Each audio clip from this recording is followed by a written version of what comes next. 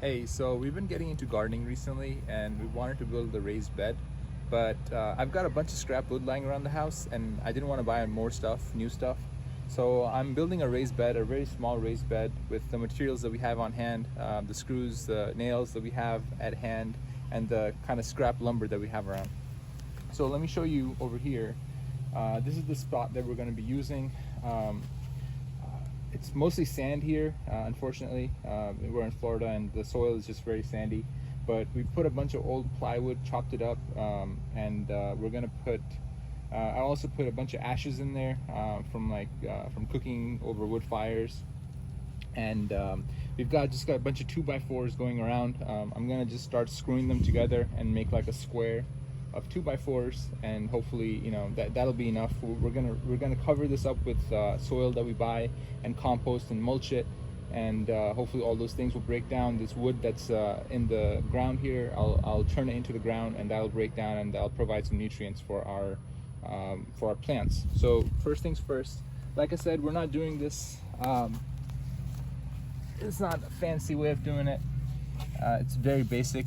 I'm not even going to try to square it up perfectly, but that's reasonable. So I'll probably put 2 screws on each end.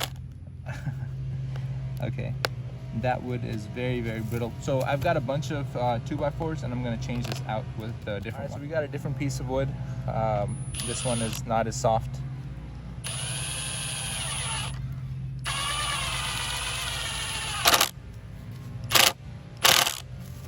One, and I'll put 2 on each end.